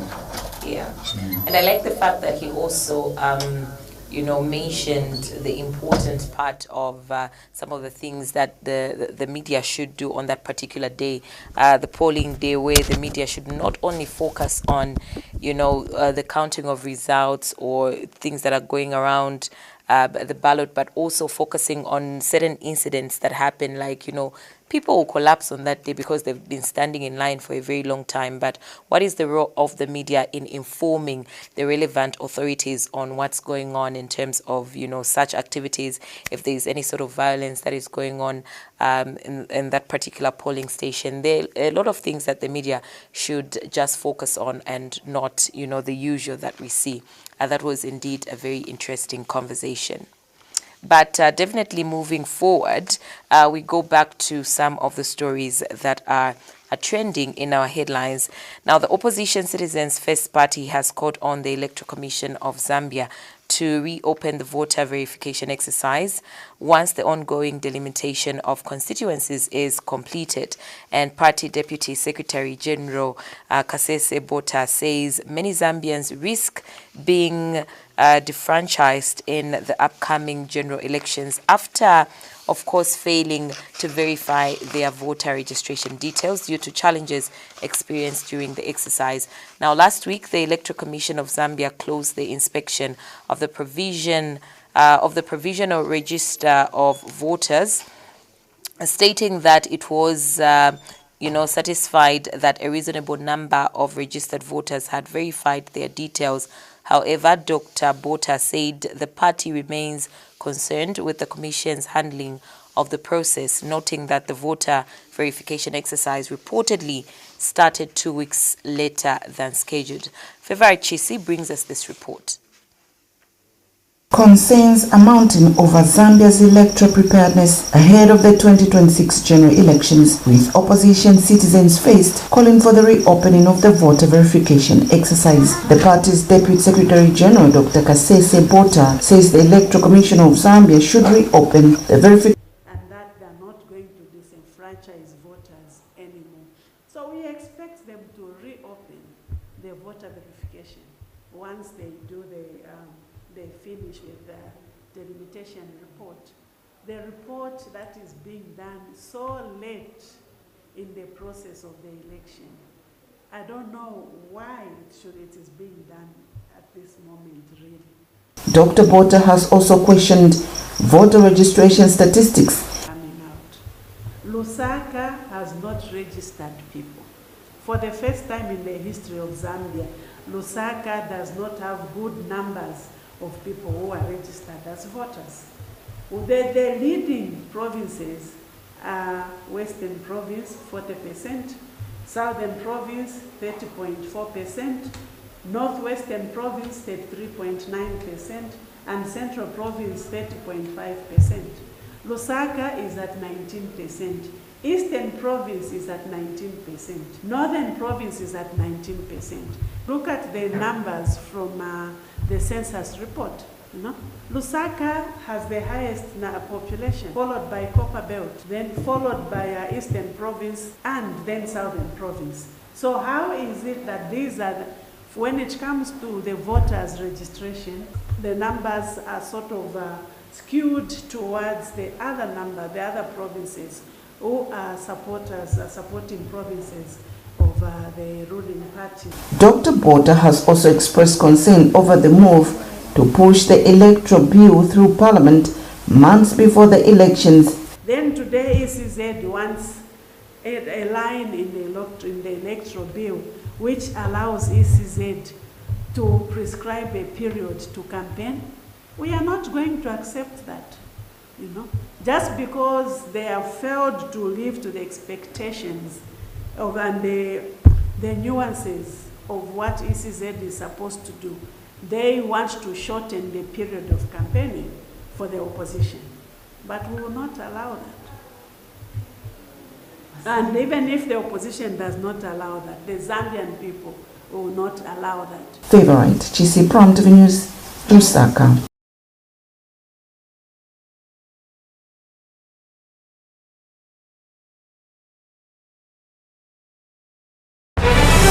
If it's not on Prime TV 2, verify it. Our dedicated reporters across the country bring you accurate, well-researched news, keeping you informed 24/7. Catch us on Topstar Channel 110 and follow us on Facebook at Prime TV 2 Zambia. Prime TV 2, the home of breaking news.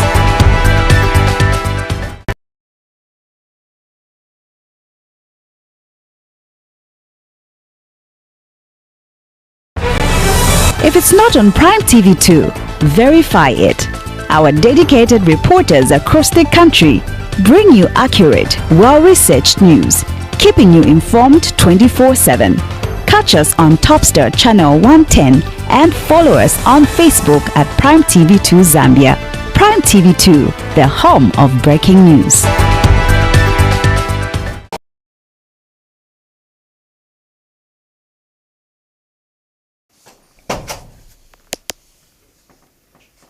All right, welcome back to the Sunrise Breakfast Show. Do not forget that you're catching us live. That is on Topstar Channel 110 and, of course, on our Facebook page. That is PTV2 Zambia. Let's continue with our conversations because we are here to create meaningful conversations and, of course, some interesting, headlines that we were looking at as well. But it's now time for sports, and we leave it to Jeremiah to take us through what's happening in terms of sports. Good morning. Good morning. Lady in blue. Absolutely. It's colorful. adding some color to the set. To the set. Oh yeah. What did you follow in terms of sports? I have no idea what's happening this week. The AFCON? I've been doing a little sport myself. A little sports. I can imagine. How is gym going? It's good. All right. Okay, so I know that a lot of people want to talk about what has really transpired in as far as CAF and AFCON is concerned, but we'll get to that. We leave it to the last minute, but let's get into the Moody Cup that happened. And of course, those are some of the results that came through from the Moody Cup. And one thing that you have to know is that 4 teams from each group will participate into the quarterfinals of this particular tournament. So the groups are, we've got 2 groups, Group A and B. That is the standing. So the last games that will happen in week 5, or the round 5 games, are going to determine which teams are going to get into the quarterfinals of this great tournament. So obviously, we're going to have 8 teams. So 4 teams from each group will participate in the quarterfinals of the Moody Cup. So we will be expecting a lot of disappointing results for a lot of teams. Some of those that are expecting to get into the top 4, obviously we'll see exactly how that is just going to be for them. And those teams that are expected to win, they have to win. Of course, you have to play your lungs out, especially in the last games of the tournament, and so that you get into the last 8 of this beautiful tournament, the Moody Cup. And hopefully so many other teams have put everything together. They've tested all what they have to, and hopefully we might just see the greatest results that will come through from there. Moving on, we get to netball, and that's the rankings that is happening. Of course, our Zambian team has been ranked 17th in the world, or globally if you like. And well, Zimbabwe, Malawi, Uganda, South Africa above us, and Namibia above us. So in Africa, we are 6th, that is as far as netball is concerned. And I think last year we didn't do very well. And I remember that we didn't even participate in the World Cup under 23 that went to participate there. We had a lot of misunderstandings there that happened. Africa Cup of Nations, we didn't do well. So many things. So last year was a terrible year for netball. But I'm hoping that this year is going to be different, and especially that we do have an opening tournament that will happen this weekend. So we might just see so many things that will be implemented this year. And of course, the president has been talking about getting back to the drawing board. Of course, they went back and they did exactly what they're supposed to do. The maths, they solved it and they worked it out. And I'm sure the only thing that was undoing for netball is maybe funding. Funding was really bad, especially in as far as other sports disciplines are concerned. And I think we didn't perform exceptionally last year. But this year, expectant. Moving on, we do have Muzara Samkonga. Remember that Muzara Samkonga really didn't do well as well, but this time around he will be participating. 10 countries will be in this particular competition, and they will be hoping to win this particular run that is going to happen. Remember that he's holding the title, the personal best of 43.74. So if he wins, and maybe even the personal best, and the meet, he can break the meet that is going to be difficult to break. That record, we're looking forward to seeing how Mzala Samkonga is going to do. So the performance is going to be amazing for Mzala Samkonga, and especially that last year he didn't do much, he didn't make a lot of noise. This year he's supposed to do so. Personal best is 43.74, and we're looking at the Maseru International Meet 2026. So this is Continental Tour 2026, and we do have so many countries, about the elite 12 from 12 countries that will be participating in this. And we should be enjoying that this is going to happen for our very own on Saturday. So we'll be rooting for Muzara Samkonga and hoping that he's going to break the record that is there. And that's what we're looking at. We're looking at that record, and we want him to break that record. We want him to break it and continue to doing very well. You remember that he won bronze after the longest period of time after Matete won it some years back, 3 decades. That is when Matete won in 1996, actually, to be specific. That's when Matete won the silver medal at the Olympics. Well, it had to take a long time for us to win another medal. We don't need to get to such levels of waiting for decades for us to win a medal at the Olympics. And we only have 2 medals at the Olympics, silver and bronze medal. But we're hoping that Muzala Samkonga can go and win gold medal. Anyways, we will hope for the best, and especially that this time around the Olympics will be in the US, and we'll see how that is just going to be. So the qualifiers have already started. The year has started for Muzala Samkonga, and the sponsors are looking forward to seeing him perform up to expectations. We have some games that are happening today in the MTN FAS Super League, and one of those games, as you can see, that jersey is got 2 in between. So we've got the half is Nkana and the other half is Mighty Mfura Wanderers, because they're the same sponsors who are sponsoring the 2 teams, and it's called the Mopani Derby. So this derby is going to be at Shinde Stadium tomorrow on Thursday. So we've got games that is happening, the midweek fixtures, because over the weekend we will be having obviously the ABSA Cup that will be happening, the preliminary ABSA Cup games that will be happening, and there's beautiful things, and I'll be telling you a little bit about how you can buy tickets, and I think the online tickets, the message tickets and all that. It's going to be amazing to see such kind of things happening, and I think we have to avoid what has really happened, what transpired. If you do remember, at one point some of the culprits that were arrested because they were selling counterfeit tickets, and you remember at one point Mighty Mfura Wanderers lost their money at the gate takings. All the gate takings, just the people came through and got the money and disappeared. So we have to avoid such things. We have to come up with technology and everything. We have to make use of technology. You don't have to use money at this particular moment. You have to use at least, some gadgets for you to buy your tickets, to get the tickets, so that at least the money will be safeguarded. You never know how people plan.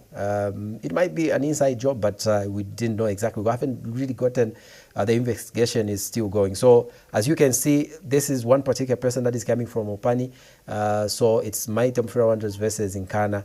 They support, it's a Mopani Derby, so it will be happening today. And that is how the standings are looking like. And obviously Power Dynamos leading the pack, with Red Arrows following, and so many other teams that are looking forward to making a difference and changing. So we do have the bottom team and Kansanshi Dynamos. Mines United with a team of elders. They are playing today, and this is the game that we have to watch today. It's going to be an amazing game that we have to watch. Mines United versus Kansanshi Dynamos. Remember, Kansanshi Dynamos didn't play their game because of the youth games that happened at Kansanshi or Independence Stadium in Kansanshi.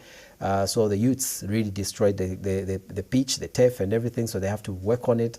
They have to repair it, and once the repairs are done, that's when they were supposed to play. But unfortunately, they couldn't play against Power Dynamo, so they didn't play, and the game was postponed. So we do have so many other games.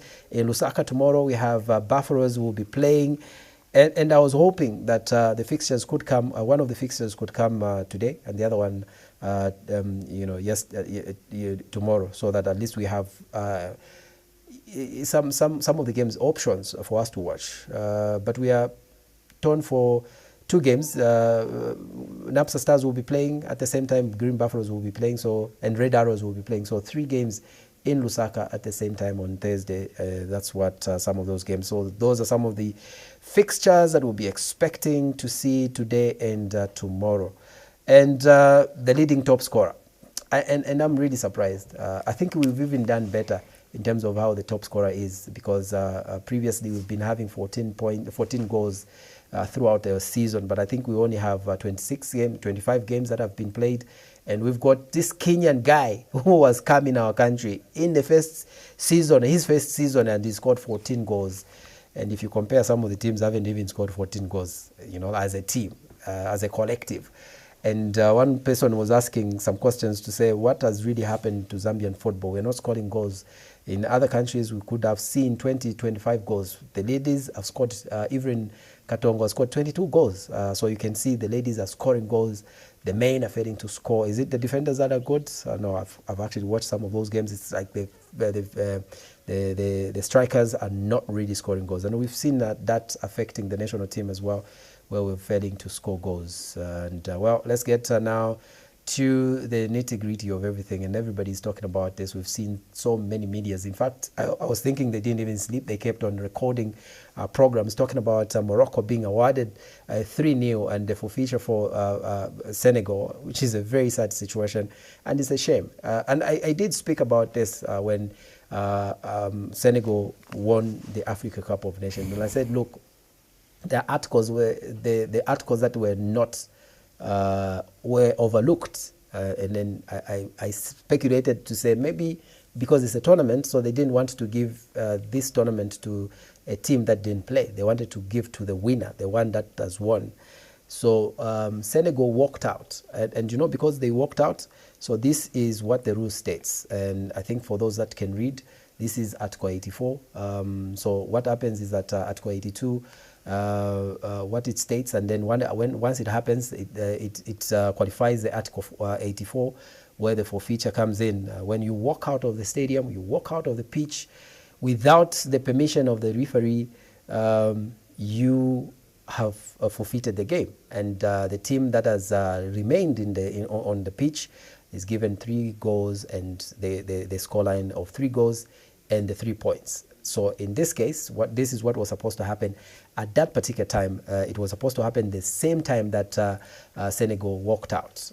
But you know what transpired again? It changed the whole thing, because when Morocco came back after 17 minutes of the stop, then Senegal came back on the pitch and the game restarted. So it means the referee, that article doesn't really have the powers at that particular time. So what had the powers is the referee has got the powers to determine what the outcome of the game. So the referee has got the power to start the game, to restart the game, and they started. Morocco missed the penalty. They went on to play, went to extra time, and Senegal managed to score and won it 1-0. So for me, what CAF should have done, I know that there's so many, and I think this is one thing, Karaga and one of those from Europe, I've been talking about Africa Cup of Nations and saying it's an embarrassment. It's not a tournament that should be considered to be a big tournament. But one thing that I would say is that I think what CAF should have done is what a lot of people have done. You remember Diego Maradona scored the goal of hand, the goal that he scored using a hand. And I think protests came through, a lot of protests that went on, and it brought a lot of things in terms of how things were supposed to be done. And these are some of the things that we talked about. And I think England protested so many times, but they really remained adamant and said, you know what, they won and we don't have to change this.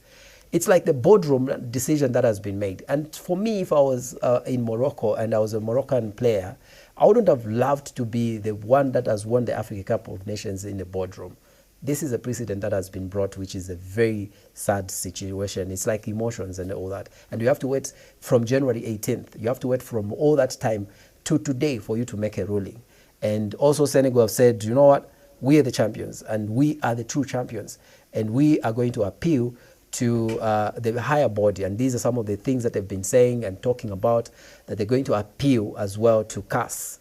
So we'll see what happens, if CAS is going to allow this particular thing to happen, or if they are going to overturn what CAF has really said. We should wait and see what is going to happen. It's a circus for me. It's a really big circus that is going on. And Sadio Mane is one of those that really, the captain of Senegal, went on to say and tweet and said, look, the world knows the champions. And we all know who celebrated. And Morocco, I don't know if they're going to parade the trophy, whatever is going to happen, if they're going to revoke the money as well, because they were given. So whatever happens, I think it was an emotional message that was given. It was an emotional decision that was made by CAF. But one thing that we should understand is that decision was made. It was a wrong decision, but we should have lived with a wrong decision instead of changing the whole outcome and go to back and forth, and obviously every other team that is going to the tournament. And I think we should have set rules for the tournament. It's an embarrassment in Africa, and we are getting from left, right, and center some of the people that are sending messages, calling us names and whatnot, flooded in our inboxes, just telling us how sham and how shameful we are as Africa.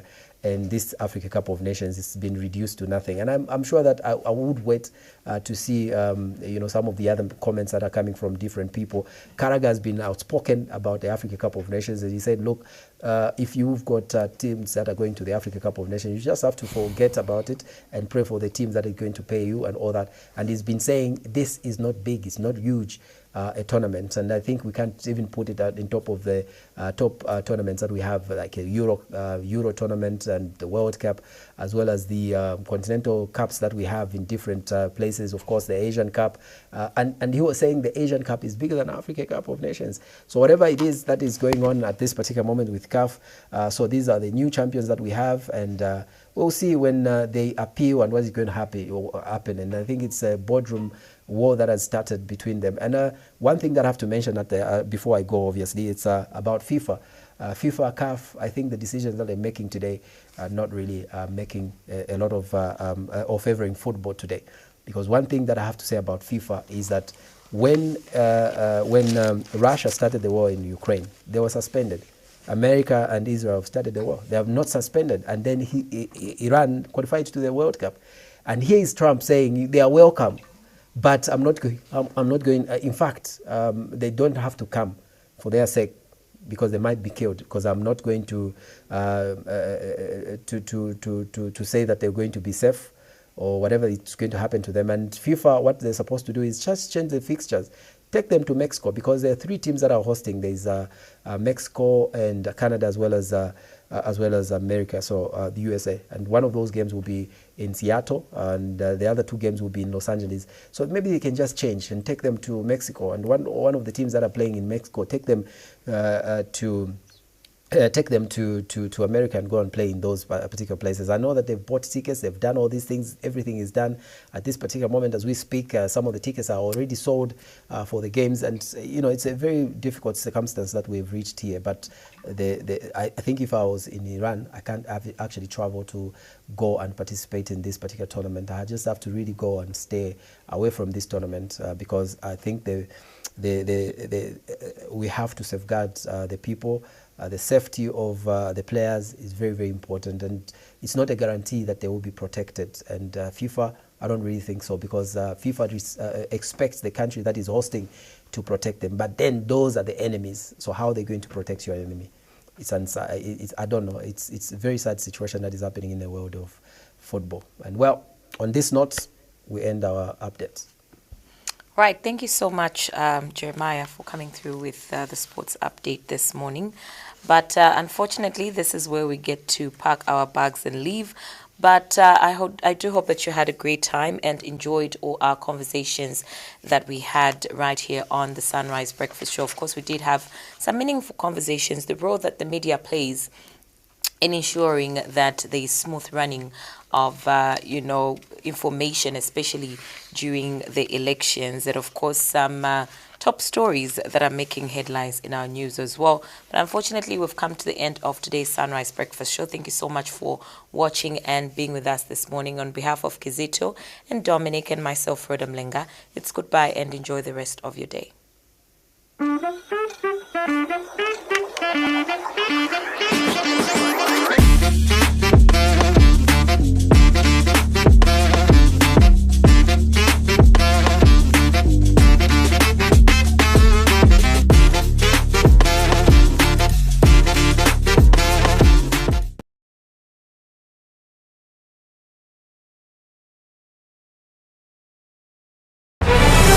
If it's not on Prime TV 2, verify it.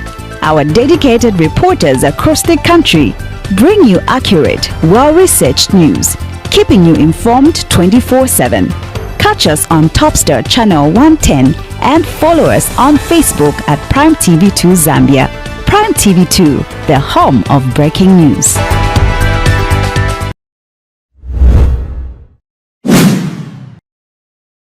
Hi, my name is Constance Nalishewa Mleawa, the mayor of Livingston. I also happen to be the 8th wonder of the world, and you are watching Prime TV 2.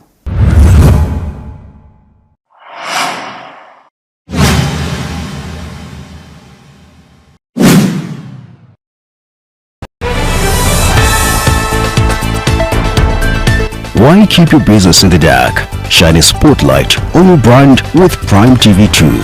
has been assaulted by the ant.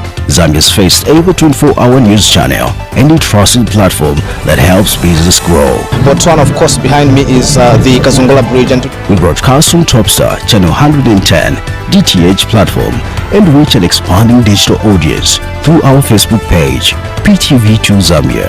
Projects that have been dotted across the country. Advertise with us today. Contact our marketing team on 0978 71 9477. Prime TV2, the home of breaking news.